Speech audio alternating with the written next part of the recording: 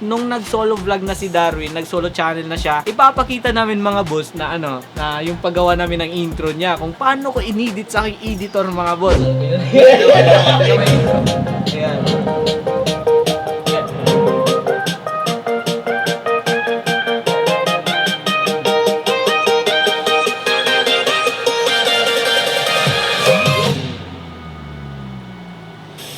Hi guys, welcome back. So ayun, nakita nyo mga boss yung intro ni Darwin. What's up mga? Dito na naman nagbabalik. Watch more videos at Junfel Hilig YouTube channel. Don't forget to hit the subscribe button and also click the notification bell for more updates. Yo, what's up mga boss? And welcome ulit sa isang napakabagong video. And by the way, it's your boy, this boss, Junfel J of Junfel Films. And for today's video mga boss, ipapakita ko sa inyo mga boss kung paano ko ginawa ang intro ni Darwin Dion.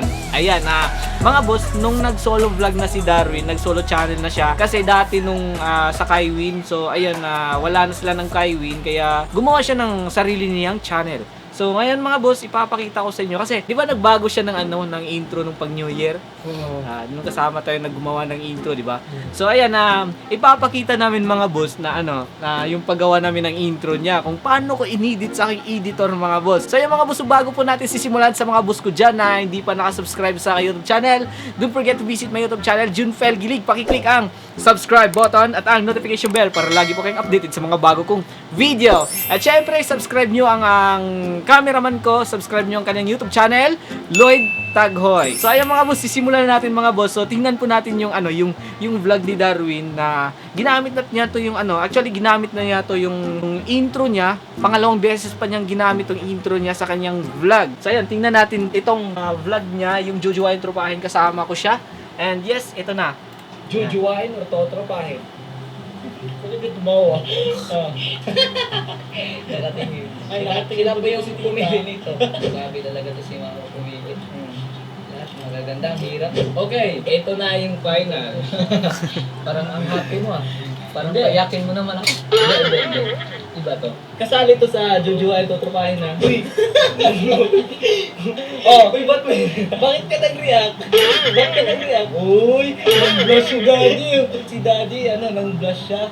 Sinali ko si sali na ko. Nag-blush ka na si Mama. Uy, nang-blush ko yung dati. Baka may chance pa. Uy! Mahal ko yun. Ayan.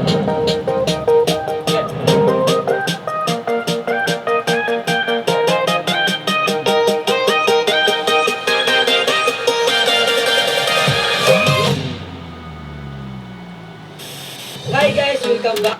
So ayun, nakita nyo mga boss yung intro ni Darwin. So ano masabi mo yung intro ginawa ko kay Darwin? Ano masabi mo? Napakaganda, boss. Napakaganda. Gusto mo yung ganun yung intro mo? Sana, baka naman. Tapos gagawa ka ng intro na What's up mga? Dito na naman nagbabalik. So ayan, mga boss, ipapakita ko sa inyo kung paano namin ginawa yung intro ni Darwin. Actually, kasama ko si Boss John Lloyd kasi siya yung nag-assist sa akin na magdala ng mga equipments ng filming. So ayan, ipapakita namin sa inyo. So ito yung una mga boss. Pumunta po kami dun sa yung sa condo, di ba? Pumunta po kami sa condo dun sa sa Sultana Condominium. So ayan, dun po kami yung yung spot. Dun po kasi yung gusto niya ni Darwin, dun yung spot namin. Tingnan niyo si Daddy Darwin, 4 na cellphone pina-spot. Flashlight. Siya lang nga pala kay Singkit. Yung sabi ni Singkit ba. So ayan, pumunta po kami dun sa condo kasi dun yung yung venue namin para sa intro ni Darwin. Kaya sinadya talaga natin na pumunta tayo dun sa condo, di ba? Para hindi tayo pupunta ng iba't ibang lugar para gagawa lang ng intro, di ba? So ayan, sa condo lang tayo gumawa ng intro para hindi na masyadong hassle. So hassle free na siya. So ayan, sa Sultana. So ipapakita ko sa inyo mga boss ang yung intro niya. So ito yung finished product na intro ni Darwin. Ayan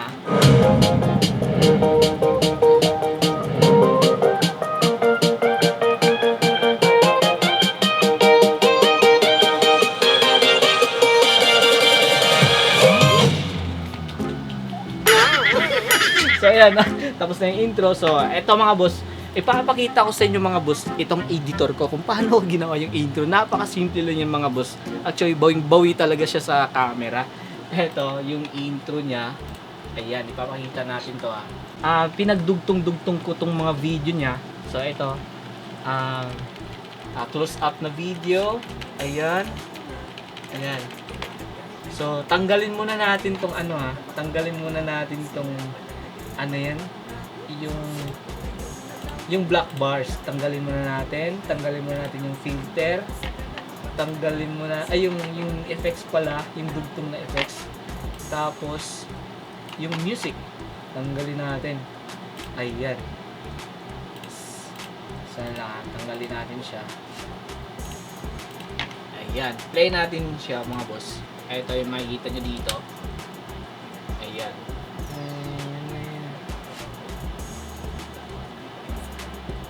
Ayan.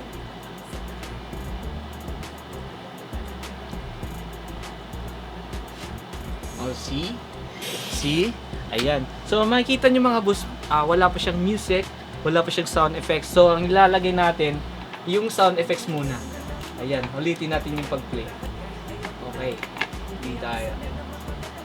So, ito po yung sound effects niya. Ito, yung pag ganun ni Darwin ng anong tawag nun? Yung blazer niya, yung ginano niya, yung damit. Pag ganun niya, may sound effects po siya na para siyang hangin, di ba? Ano yung sound effects ng hangin?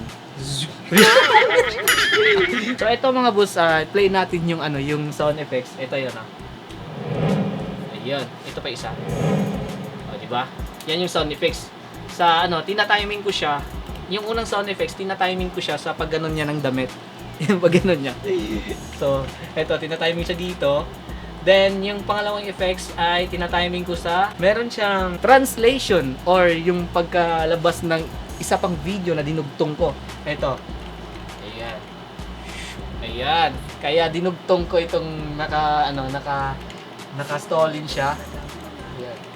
Para talaga siyang K-pop na ito eh. Ayan. So, play natin with sound effects Okay, let's go. Yun. Yun. Diba? Okay, yan yung sound effects.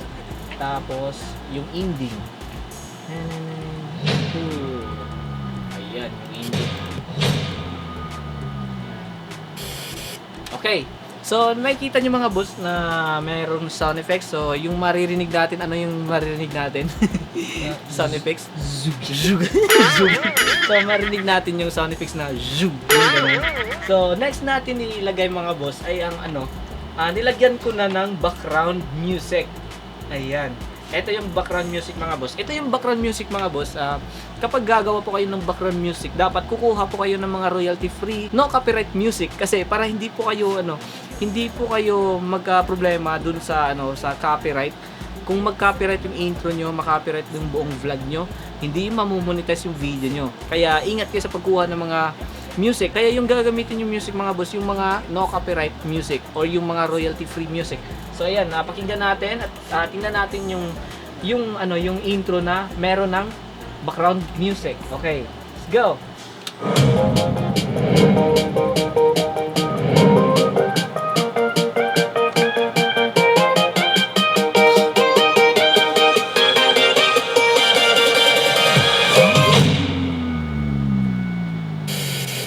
Okay. So ano masabi mo pre kapag meron ng background music?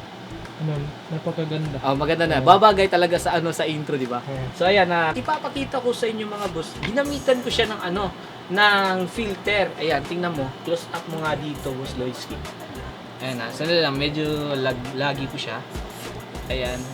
Ito yung ginamit kong Vision Color LUTs or Color LUT plugin. So, tanggalin ko muna yung i-uncheck ko muna, tingnan nyo dito.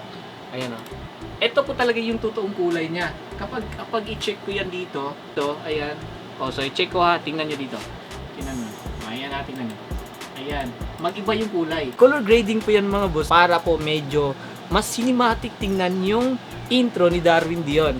So, lahat ng mga video clip mga boss, in-applyan ko yan ng color grading. So, yung color grading ko yan, maraming salamat nga pala sa nagbigay sa akin yan. Yung kaibigan ko na nasa Amerika ngayon. So, ayan. Next tayo mga boss. ito, in-explain ko na sa inyo na in-applyan ko ng color grading. Kung makikita nyo mga boss, kung makikita nyo dito, may nakasapaw na layer dito. So, makikita nyo mga boss, dalawang video yan. Ayan, no? Ayan, makikita nyo. Diba, dalawa? Andito rin si Dada sa gilid. Diba? Ayan. Ayan, dalawa yan. Kasi ito po yun mga boss eh. Ito po yan. Nakasapaw yung filter na yan. Hindi talaga madali yung gumawa ng ganitong intro. Except dun sa mga filmmaker talaga. Napakadali lang to sa mga filmmaker. Pero yung mga hindi talaga alam na mga ganitong editor. Di ba tulad ni Boss Blades, ano masabi mo sa editor ko? Nakakalito, boss. Nakakalito yung yung editor ko. Medyo short clip lang to eh kasi intro lang to. So ayan, ganito po yung itsura. Nakasapaw yun si Darwin. So actually meron talagang color grading. Ipapakita ko sa inyo mga busa kung tanggalin ko yung color grading mga busa. Tingnan nyo dito, di ba? May nag-iba na kulay, no? May nag-ibang kulay, di ba? Mas cinematic talaga mga boss kapag meron siyang kapag meron siyang color grade. Cinematic talaga siya tingnan kapag may color grade na i-apply natin mga boss.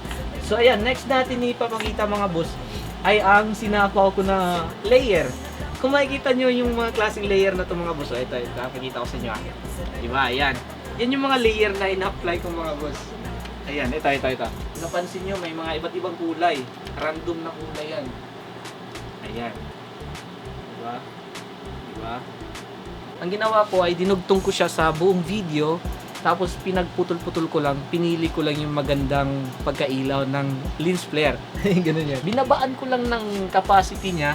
Kaya binabaan ko ng capacity dun sa iba at yung effects niya ay ginawa ko siyang screen.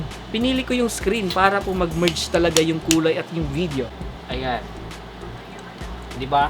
Mas nabagay yung yung para siyang may ilaw. Ayan. Example, kung kunin natin yan mga boss, ganito po yung itsura. Ganito po yan. Wala siyang kailaw-ilaw. Wala siyang mga flare, wala siyang mga lens flare. Oh, di ba? Walang lens flare. Pero pag applyan natin ng lens flare mga boss, ayan, meron ng lens flare. So, di ba? Mas bagay talaga yung may lens flare, di ba? Ayan. So, i-play natin mga boss.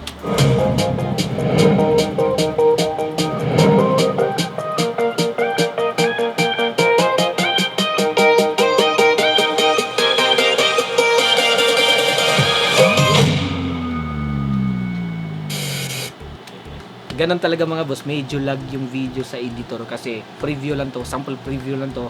Mag-lag talaga siya kapag marami ng mga layer na dinodugtong-dugtong. Ayan. So, pinakahuli mga boss. So, applyan natin siya ng black bar para medyo cinematic talaga yung intro niya. Lagyan natin ng black bar. Ito. 'Di ba? Mapapansin niyo merong itim, 'di ba? So, kapag merong black bar mga boss, medyo cinematic talaga siya tingnan. So, final na to mga boss. Tingnan natin yung intro niya. Ayan. Let's go!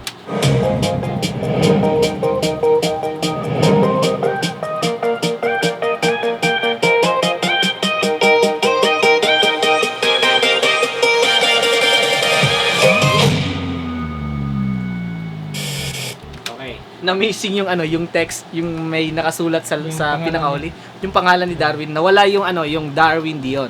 So, okay lang yan. Yun lang yung nawala dito sa editor ko kasi na-delete ko.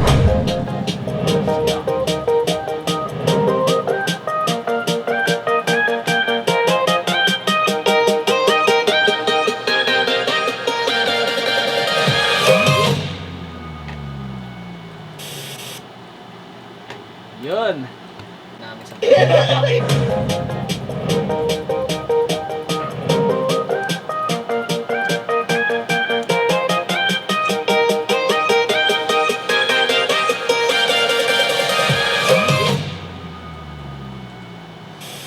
Hi guys! Welcome back ulit sa aking YouTube channel ko guys. Okay, yun na po lahat mga boss. At sana nakita nyo at nag-enjoy kayo sa simpleng vlog na to kung paano ko ginawa yung intro ni Darwin Dion. At syempre, hindi natin kalimutan yung mga June Filnatics at mga boss natin dyan na gusto magpa-shoutout. Kaya maguna mo shoutout. Shoutout kay Hannah Beleza, kay Cristel Jane Naval, Leah Cavan, Villa Smith, and kay Mary Ashi. And yes, next tayo, dun tayo sa pinakadulo mga boss. Random shoutout lang to mga boss kasi napakarami nyo nag-comments. And yes, shoutout nga pala kay Shaski Nitoda, Cyril Pagubayan, Dayan Vlog 14, Elen Salvador, Atea Biaca Mayormente, Atina 13 Vlog, Chona Lauza, Mayfel Hubay, Angeline Gutierrez Tanra, at ang pinakahuli, si Lisa Sinaguti Vlog. So yes mga boss, hanggang dito na lang tong video na to mga boss. And yes, tanungin muna natin si Boss John Lloyd. Ano masabi mo sa intro, Boss John Lloyd? Napakaganda yung yung intro ni Boss Dawi. Napaganda niya. Di ba para siyang K-pop, diba? Dito na lang. At sa mga boss ko dyan na hindi pa nakasubscribe sa aking YouTube channel, ulitin ko, don't forget to visit my YouTube channel, Junfel Gilig. Pakiclick ang subscribe button at ang notification bell para lagi po kayong updated sa mga bago kong video. At syempre, subscribe nyo yung YouTube channel niya. Subscribe nyo yung YouTube channel ko, Lloyd Taghoy. Okay mga boss, hanggang dito na lang. And see you in my next vlog. Bye-bye! Watch more videos at Junfel Hilig YouTube channel. Don't forget to hit the subscribe button and also click the notification bell for more updates. Mga boss, thank you for watching.